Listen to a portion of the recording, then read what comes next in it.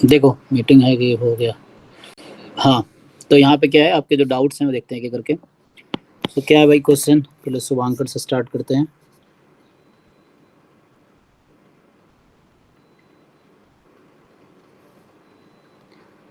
तो तुम्हारा 20वां क्वेश्चन जो है कि x1 x2 xn with random sample from, ये है यूनिफॉर्म 0,2 थीटा, यही ना, और थीटा आपका मोर देन 0 वो सर थीटा से 2 थीटा है।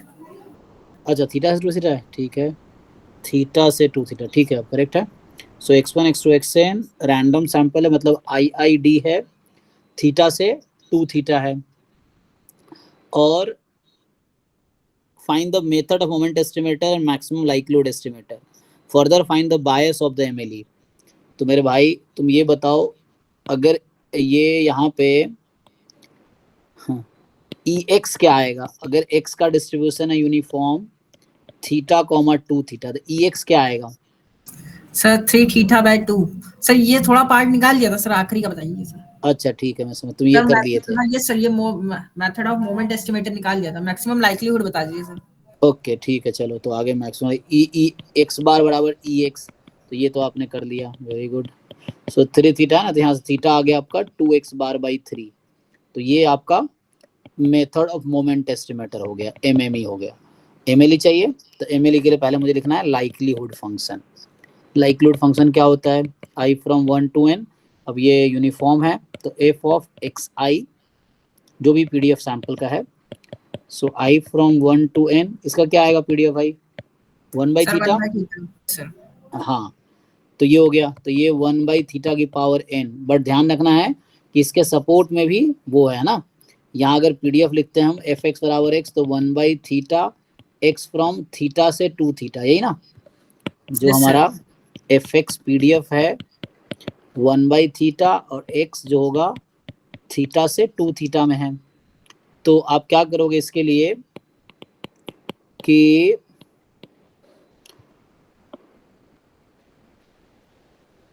सो यहाँ से जो होगा हमारे पास likelihood function is 1 by theta की पावर n। अब एक बार ध्यान दो, xi between theta and 2 theta, so हमें थीटा में इंटरेस्ट है, तो थीटा के बारे में सोचेंगे, तो यहाँ से आएगा थीटा लेस देन इक्वल,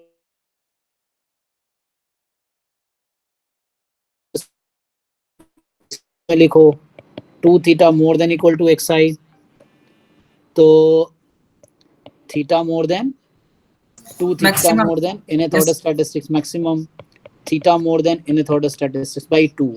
अब इसको और इसको कंबाइन कर लो, मतलब एक साथ लिखो, तो यहाँ से क्या निकल गया है, थीटा किससे मोर देन इक्वल टू है, nth ऑर्डर स्टैटिस्टिक्स बाई 2 से, किससे लेस है, फर्स्ट ऑर्डर स्टैटिस्टिक्स। देखो तुम्हें समहाउ थीटा का रेंज चाहिए था, तो अब मेरा ये अब मेरा फाइनली आया likelihood function is 1 by theta की पावर n, जब थीटा की value nth order statistics upon 2 से फर्स्ट ऑर्डर स्टैटिस्टिक्स में है, ठीक, ये आ गया लाइक्लीहुड फंक्शन। अब क्या करेंगे, सो यहाँ से अब तुम्हें मैक्सिमाइज करना है इसको, ठीक, तो अब आप देखो, अगर आप सिंपली सोचो, या तो आप लॉग लेना चाहो लॉग ले लो, कोई दिक्कत नहीं है, तो ये हो जाएगा -n log थीटा, तो ये आपका स्मॉल l थीटा है, इसको डिफरेंशिएट करो, स्मॉल l डैश थीटा का डेरिवेटिव कितना आएगा, -n by theta sir, -n by theta, और ये हमेशा नेगेटिव होगा फॉर ऑल थीटा, है ना। यस सर, तो डिक्रीजिंग हो जाएगा। हाँ, अब देखो, तो जो आपका ये लाइक्लीहुड फंक्शन है वो डिक्रीजिंग है, यस, सो जो लाइक्लीहुड फंक्शन है ये डिक्रीजिंग है ऑन इंटरवल दिस, सो एक इंटरवल आपको दे रखा है, तो इसके पास मतलब कोई क्रिटिकल पॉइंट नहीं है, क्योंकि डेरिवेटिव कभी जीरो आएगा नहीं, अगर मैं इसको जीरो इक्वल पुट करता थीटा की कोई वैल्यू नहीं आती, मतलब इस फंक्शन के पास, अब इसको करें तो क्या करें, मतलब जीरो के इक्वल आपने समझाया है सर। हाँ नहीं, तो दो टेक्निक है, तुम्हें समझना है, तो यहाँ एल इसको इक्वल टू जीरो रखो, थीटा तो आएगा ही नहीं, तो जब कोई क्रिटिकल पॉइंट नहीं हो फंक्शन पे, तो फंक्शन का मैक्सिमा कहाँ एग्जिस्ट करता है, एंड पॉइंट पे, भाई जो इंटरवल आ रहा है इंटरवल के एंड पॉइंट पे, अब तुम्हें डिसाइड करना है कि किस एंड पॉइंट पे मैक्सिमा एग्जिस्ट करेगी, तो फंक्शन डिक्रीजिंग फंक्शन है। अब मान लो इंटरवल AB में बात कर रहे हो तुम, तो क्या लग रहा है, डिक्रीजिंग फंक्शन है कोई इंटरवल ए में किस पॉइंट पे मैक्सिमम वैल्यू आएगी, ए पे या बी पे? सर ए पे। तो तुम्हारा ए क्या है इस क्वेश्चन में? सर एक्स मतलब second order nth order statistics upon 2। यही है एमएलई तुम्हारा, यही आंसर है इस क्वेश्चन का। समझ आया कि नहीं? देखो यस सर, ये फंक्शन डिक्रीजिंग है, डिक्रीजिंग फंक्शन इस इंटरवल पे है, तो डिक्रीजिंग फंक्शन की मैक्सिमम वैल्यू आएगी जब एक्स की तुम मिनिमम वैल्यू चूज करोगे, तो थीटा की जब स्मॉलेस्ट वैल्यू चूज करोगे तो लाइक्लीहुड फंक्शन मैक्सिमम हो जाएगी। तो मुझे लाइक्लीहुड फंक्शन को मैक्सिमाइज करना है, तो यहाँ से थीटा की वैल्यू आ गई nth ऑर्डर स्टैटिस्टिक्स अपॉन 2 आ गई, ठीक है। तो ये आंसर है इसका एमएलई। अब आगे बायस पूछा है तुमसे, बायस निकालना आता है? सो मान लो ये टी आ गया, अब तुमसे पूछा है बायस बताओ टी का, टी मतलब एमएलई जो आया तुम्हारा, तो हो गया ना। डेफिनेशन पता है बायस का? बताओ क्या है yes sir, definition? Expectation t minus theta है सर। जी, अब ये निकाल लो, तो आप निकाल लोगे। क्या करना उसके लिए, अब आपको nth ऑर्डर स्टैटिस्टिक्स का पीडीएफ लिखना पड़ेगा। फॉर्मूला पता है ना nth ऑर्डर स्टैटिस्टिक्स का पीडीएफ का? Yes sir. हाँ, तो उससे आप मीन निकाल लो सिंपली। उसकी पावर n। Yes sir. हाँ, तो पीडीएफ लिख लो, पीडीएफ लिखने के बाद मीन निकाल लो उसी पीडीएफ से, और हो जाएगा फिर। ठीक है सर। वो भी नहीं करना हो तो एक आसान तरीका ये होता है कि पीडीएफ नहीं निकालना हो तो भी हो जाएगा।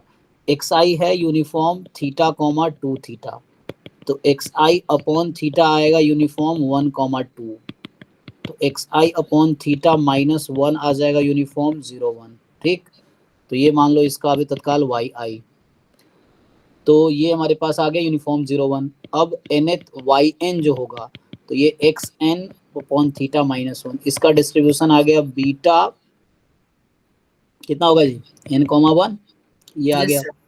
तो अब तुम्हारे पास देख लो तुम्हें क्या चाहिए, बायस ना, तुम्हें एक्सपेक्टेशन चाहिए था, तो yn का एक्सपेक्टेशन लिख लो पहले।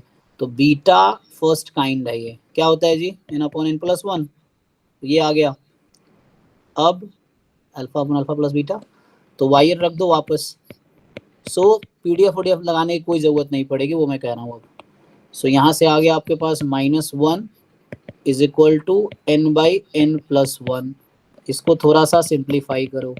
सो nth order statistics upon theta 1 plus n by n plus 1, तो यहाँ से e ऑफ xn डायरेक्टली आ गया nth order statistics theta time, इसको सिंप्लीफाई कर लो चाहो तो n plus n 2n plus 1 by n plus 1, ये तुम्हारा क्या आ गया, e ऑफ xn आ गया। तुम्हें क्या चाहिए था, बायस।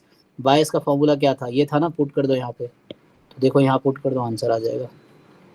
तो यहाँ से हाफ, और मैंने ये तुम्हारा कैलकुलेट कर दिया अभी, सो ये आ गया theta 2n plus 1 upon n plus 1, 2n plus 1 upon n plus 1, ये हो गया माइनस अच्छा एक मिनट, थीटा रह गया है ना, तो theta by 2 into this minus this, LCM ले लो, हो जाएगा। तो इसका एलसीएम ले लो, हो जाएगा। यस सर, हो जाएगा।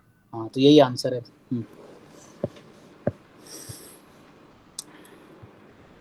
सो नेक्स्ट जो है, नेक्स्ट क्या तुम्हारे इस क्वेश्चन में, देखो 22 जो तुमने पूछा है कि x1 x2 xn be the, अब ये कर लोगे या ये करने की जरूरत है अभी भी? देखो IID यूनिफॉर्म 0 थीटा, अब तुम्हें T1 दे रखा है इन्होंने 2 upon n summation xi square, नहीं 2 सर अपॉन ऑर्डर n। स्टैटिस वाले का बता दीजिए सर, इसका तो निकाल लिया था सर। ऑर्डर हाँ, स्टैटिस क्या डाउट है सर? T2 मैक्स वाला है ना, तो उसका सर मतलब लाइक्लीहुड कैसे निकालेंगे और कंसिस्टेंट कैसे चेक करेंगे सर? उसका देखो पीडीएफ ये डायरेक्ट थ्योरम है, मैंने बताया था कल, यूनिफॉर्म 0 थीटा में तुम याद रखो इसका एमएलई कितना आता है, nth, ये मैंने क्लास में कराए हैं, तुम वो वीडियो देखो, जब मैंने कंसिस्टेंट एस्टिमेटर वाला उसी में तुम्हें बोला था, वो वीडियो जाके कंप्लीट करो, उसमें ये क्वेश्चन कराया मैंने, यही क्वेश्चन कराया प्रॉपर यूनिफॉर्म 0 थीटा वाला, कि ये भी कंसिस्टेंट है, MLE is consistent, so nth order statistics is consistent, and उधर से निकालोगे तुम दूसरा क्या निकालोगे, x bar converges in probability to, कितना होगा, तुम्हें T1 पता है क्या दे रखा है, देखो ध्यान से, जो T1 लिखा हुआ है that is 2x bar, 2x bar converges in probability to what, बताओ इस क्वेश्चन में, weak law of large number लगाओ। एक तो ये है, ये तो ऑब्वियसली ट्रू है क्योंकि एमएलई था इसका मीन क्या आएगा, यूनिफॉर्म 0 थीटा का मीन कितना है सर? थीटा बाय 4 आना चाहिए। अरे उल्लू, x bar converges in probability to ex, so 2x bar will converge in probability to ex. यहाँ ex क्या आएगा यूनिफॉर्म जीरो थीटा में? थीटा बाय 2, ठीक है ना, तो 2 टाइम थीटा बाई 2 थीटा आ गया। तो कहने का मतलब जो T1 तुम्हें क्वेश्चन में दे रखा है ना, देखो ध्यान से, 2/n समेशन xi, ये भी कंसिस्टेंट है, और जो nth ऑर्डर स्टैटिस्टिक्स है, मान लो इसको T2 बोल देता हूँ, दिस इज ऑल्सो कंसिस्टेंट। ये मैंने क्लास में कराए हैं क्वेश्चन, चेक करो। लेक्चर नंबर 100 है, जाके लेक्चर नंबर 100 देखो, 100 या 101 होगा। दिस इज कंसिस्टेंट एस्टिमेटरी, क्लास में कराया है। अब इसका कोई भी लीनियर कॉम्बिनेशन लेंगे, कॉन्वेक्स कॉम्बिनेशन, वो भी कंसिस्टेंट होगा। ओके, नेक्स्ट नेहा जो पूछा, चलिए इसको देखते हैं। सो ये क्वेश्चन 9 इनका है कि भाई x with random variable having PMF, तो आपका PMF कुछ ऐसा है -101, x की value 2 theta, theta square 1 minus 2 theta minus theta square. अब थीटा आपका बता रखा है बिलोंग कर रहा है इस इंटरवल में 0 से √2 - 1 में, so that there is one and only one unbiased estimator of theta plus 1 whole square. तो मुझे फाइंड करना है एक्सपेक्टेशन ऑफ टी जो कि थीटा प्लस 1 होल स्क्वायर के इक्वल आ जाए, मतलब theta square plus 2 theta plus 1। ठीक, तो मैं क्या करूँगा, तो पहले जैसे हमने आपको कहा कि EX निकालिए, तो EX आपका कितना आ जाता है -2 थीटा और प्लस में 1 - 2 थीटा प्लस थीटा स्क्वायर, तो ये 1 - 4 थीटा प्लस थीटा स्क्वायर आ गया ना। ठीक है, तो इसको अगर मैं लिख दूं थीटा प्लस 1 होल स्क्वायर, सो क्या कर रहा हूँ मैं, -6 थीटा। अच्छा,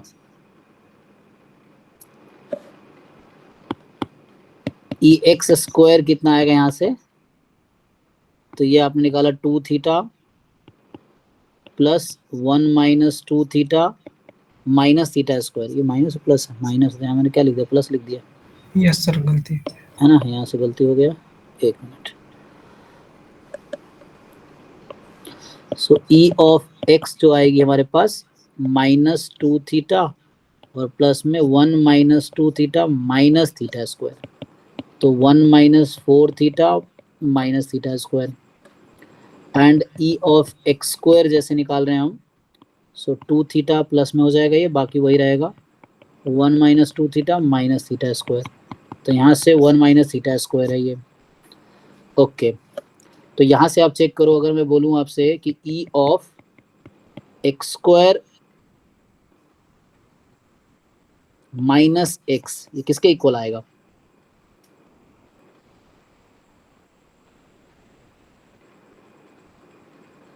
बताओ भाई, बताओ इसको। E of x square minus E of x करो, बताओ क्या आएगा, सर 4 थीटा। 4 थीटा। ठीक, चलिए, तो यहाँ से एक चीज मुझे समझ आ गया कि x स्क्वायर माइनस x/4 कर देंगे तो थीटा हो जाएगा। ओके, अब मुझे क्या करना है, तो जो EX मैंने लिखे थे, जो EX हमने वहाँ लिख रखा है, तो वो EX क्या है 1 - 4 थीटा माइनस थीटा स्क्वायर, तो एक काम करो, इसमें माइनस कॉमन ले लो, so theta square plus 4 theta हो जाएगा, दोनों माइनस वाला, बाद में +1 एज इट इज, ये 1 एज इट इज रखा। अच्छा, मुझे थीटा +1 का होल स्क्वायर बनाना है, तो कोई बात नहीं, थीटा +1 का होल स्क्वायर कर देते हैं, तो कितना एक्स्ट्रा है, थीटा स्क्वायर प्लस 2 थीटा, तो यहाँ एक्स्ट्रा है 2 थीटा और -1, चेक कर लीजिए बाहर +1 है, इसको x स्क्वायर प्लस 4 थीटा को मैं लिख रहा हूँ, तो ये theta square plus 2 theta plus 2 theta 4 +1 -1 cancel, तो ये मेरे पास आ गया माइनस में थीटा +1 होल स्क्वायर, और इसको ओपन कर लो -2 थीटा +1 +1, तो कितना आ गया, तो यहाँ से आ गया EX जो है आपके पास आ गया -थीटा +1 होल स्क्वायर और प्लस में 2 - 2 थीटा, ये है ना। तो एक काम करते हैं, अब EX, अब देखो तुम्हें क्या करना है, ये इसको यूज करो। अभी मैंने EX तुम्हें सिंप्लीफाई करके दिखाया, इसको थोड़ा और समय अगर रिड्यूस कर दूं तो कुछ ऐसा नहीं आ रहा है। EX -2 कितना आ जाएगा, minus of theta plus minus 2 theta, और ये 4 थीटा यहाँ ऑलरेडी मेरे पास है, तो इसको अगर मैं ब्रेक करूँ तो क्या बनेगी, यहीं पे कर लेते हैं, बात बराबर कैसे भी कर लो। देखो सो ये minus of theta plus 1 whole square, और इसको मैं लिख सकता हूँ 4 थीटा अपॉन 2, तो 1/2 E of x square minus x, ऐसा लिख सकते हैं कि नहीं, देख लो क्या कर रहा हूँ मैं। ये एक्सप्रेशन आया, इससे मैंने ये डिराइव किया, अब मैं इस थीटा को हटाना चाह रहा हूँ, ये 2 थीटा है ना, इसको हटाना चाह रहा हूँ मैं, तो 2 थीटा कैसे हटाऊंगा, 2 थीटा को मैं लिख सकता हूँ 4 थीटा अपॉन 2, और ये 4 थीटा यहाँ आया हुआ है E of x square minus x, उसको यूज कर लिया, ठीक है भाई। अब यहाँ से समहाउ सबको एक साइड बुला लो, तो मतलब theta plus 1 whole square is equal to क्या बनेगा, इसको इधर बुला लिया, इसको इधर बुला लो, तो minus of x plus 2, check कर लो भाई, इसको इधर बुला लिया, इसको इधर बुला लिया, and minus of E of x square by 2 हो तो गया, तो क्या है minus x plus 2 minus x square minus x whole upon 2, भी ऐसा है, याद हो गया, एक अनवाइस एस्टिमेटर मिल तो गया मुझे। सो इसका एलसीएम ले लो, क्या हो जाएगा minus 2x plus 4 minus x square plus x upon 2, सो यहाँ से आ गया E ऑफ, फाइनली कितना बनेगा ये 4 minus x square whole upon 2, ठीक है जी, देख लो, तो ये आ गया एक अनवाइस एस्टिमेटर, मिला कि नहीं।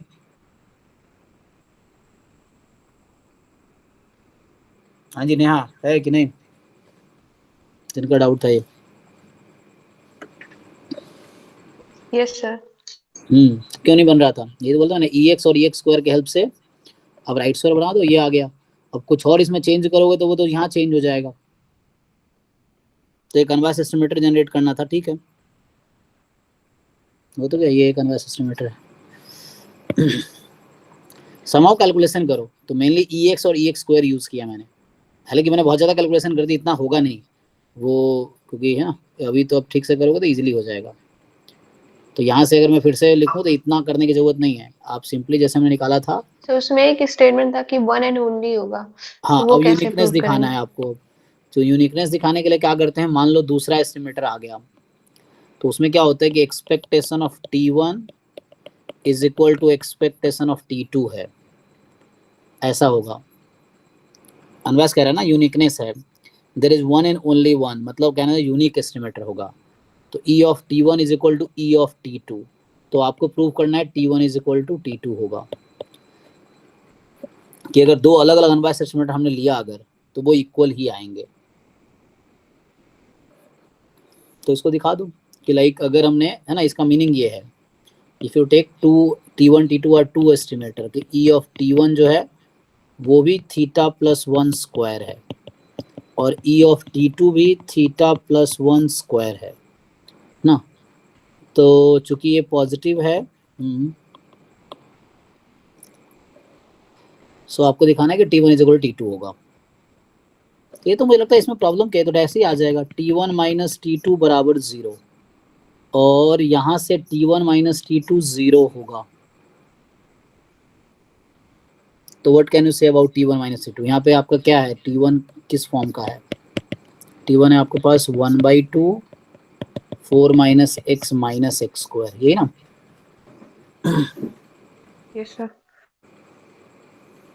सो यूनिकनेस दिखाना है, T1 बराबर T2 दिखाने हैं। सो को मान लिया हमने कोई दूसरा एस्टिमेटर है, तो दूसरा से मिलेगा नहीं, बट हाउ टू प्रूफ, है ना। सो यहाँ कोई दूसरा एस्टिमेटर नहीं मिलेगा, ये एक ही है, और this is the only estimator.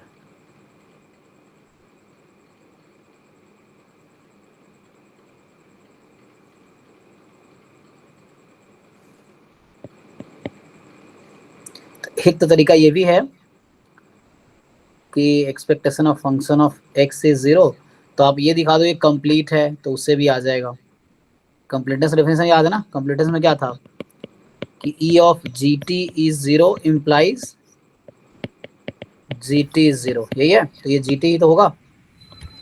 तो अगर आप दिखा देते हो Yes, कि sir. x कंप्लीट है, कि E of GX is 0, तो G of X is 0। तो एक तरीका ये, अगर आप ये दिखा दो कि ये जो फंक्शन है, ये जो हमारा दे रखा है PMF, उसमें ये दिखाओ कि x कंप्लीट है। देखो कोई डिस्ट्रीब्यूशन भी कंप्लीट होता है, हमने एस्टिमेटर की बात की है, मतलब वही है, जैसे x is complete if and only if, ये डेफिनेशन है उसका। E of Gx is equal to 0 implies Gx is 0। तो यहाँ जो T1 माइनस T2 है मेरा क्या है, कोई फंक्शन ऑफ x ही तो होगा। तो अगर T कंप्लीट है तो यहाँ सिंपली आ गया T1 minus T2 is 0, so T1 is equal to T2, हो गया प्रूफ। लेकिन इसके लिए मैं क्या रिजल्ट यूज कर रहा हूँ कि ये इसको इम्प्लाई कब करेगा, जब वो E of Gx इज, क्योंकि T1 is nothing but T1 is a function of x। आप जानते हो कि T1 एस्टिमेटर है ना, T1 is a function of x, single random variable है, तो T2 is also function of x। तो ये दोनों में डिफरेंस भी कोई फंक्शन ऑफ x होगा। So E of GT is 0 देन GT is 0, तो T1 minus T2 is 0, T1 is equal to T2, हो गया प्रूफ। तो अब बच क्या गया काम इसमें दिखाना, T is complete। कैसे दिखाओगे, तो expectation of GT is 0 implies G2 is 0, expectation of GX is 0 implies GX is 0, ये प्रूफ करो अब। तो आप ये अज्यूम कर लेना कि expectation of GX is 0 implies GX is 0 for all x की सपोर्ट क्या है यहाँ पे 0 1 माइनस 1। तो इन तीनों के लिए बस आप ये प्रूफ कर दो कि G0 0 होगा, G1 0 होगा एंड G माइनस 1 0 होगा, इतना दिखा दिया काफ़ी है। अलदाव ये क्वेश्चन जैम में भी आया हुआ है, ये तो आया हुआ ही है कंप्लीट दिखाने वाला कि ये डिस्ट्रीब्यूशन कंप्लीट है, इस तरह का क्वेश्चन डिस्क्रीट केस में आया हुआ है। तो ये आप ट्राई करना, अभी PY को डिस्कस करेंगे उसमें ये क्वेश्चन आएगा, ये प्रूव करना, क्योंकि एक 2014 में आई थिंक आया हुआ है क्वेश्चन, आप चेक करना 2014 का पेपर, वहाँ एक डिस्क्रीट PMF दे रखा है और पूछ रहा है कि कौन सा PMF कंप्लीट है, कौन सा PMF कंप्लीट नहीं है। तो कंप्लीट होने का मतलब क्या है, ये है, यही डेफिनेशन है कि x इज कंप्लीट या distribution of x is complete if E of Gx is 0 implies Gx is 0 for all function g। ठीक, तो आप ये दिखाओ, हो गया प्रूफ। Yes, sir. ठीक है भाई, तो डाउट हो गया, तो अभी थोड़ा ब्रेक लेते हैं, और 9 तो बज ही गया, तो वहाँ स्टार्ट करेंगे अभी। सो